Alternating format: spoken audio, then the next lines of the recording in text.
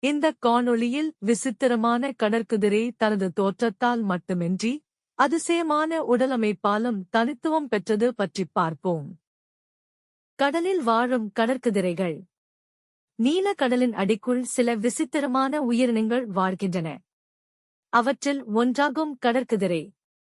இதன் தனித்துவமான தோற்றமும் செயல்களும் அதை உலகில் மிகவும் அற்புதமானதாக ஆக்குகின்றன. கடற்குதிரையின் உருவமே சிறப்பு. குதிரையின் முகத்தைப் போன்ற தலை, மீனின் உடலை போன்ற ஓடு மற்றும் சுற்றிலும் நீளமான வால் இவற்றுடன் இது ஒரு அசாதாரணமான மீனாகவே கருதப்படுகிறது. இவை ஒரு மீன் என்றாலும் பொதுவான மீன்களை விட மிகவும் மாறுபட்டவை. கடற்குதிரையின் தோற்றம்.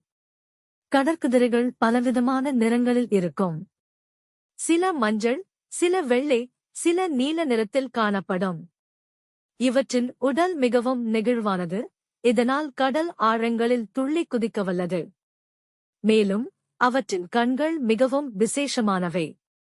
ஒவ்வொரு கண்களும் தனித்தனியாக பல திசைகளைப் பார்த்து சுழலும் திறன் கொண்டவை. வாழ்விடம் மற்றும் வாழ்வியல்கள். கடற்குதிரைகள் பெரும்பாலும் கடலின் அடியில் உள்ள பாசி படர்ந்த பகுதிகளில் வாழ்கின்றன. அவை செடியின் கிளைகளில் மூடி மறைந்து எதிரிகளிடம் இருந்து தங்களை பாதுகாக்கும். கடற்குதிரைகள் தங்களின் வால் மூலம் இந்த செடிகளுக்கு அடிபிடித்து நிலைத்திருக்கின்றன. ஆண்கள் கவனிக்கும் முட்டைகள்.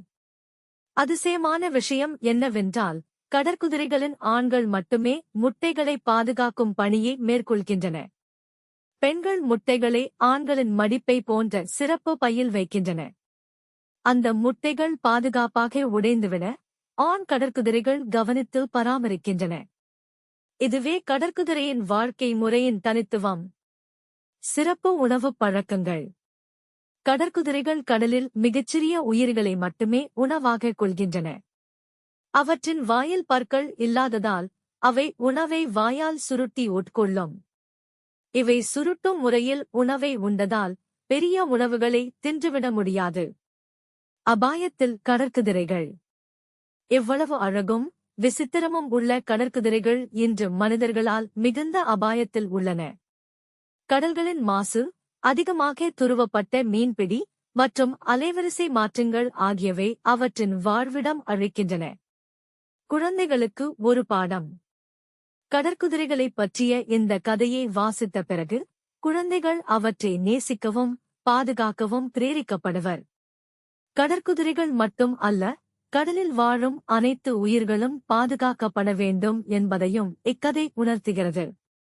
சிறிய பிள்ளைகளுக்கு கடற்குதிரையின் வாழ்க்கை மிகவும் ஆச்சரியமாகவும் கற்றுக்கொள்ள வேண்டியதாகவும் இருக்கும். நீலக்கடலின் கீழ் இருக்கும் இந்த உயிரினங்கள் நம் உலகத்திற்கும் ஒரு அற்புதம்.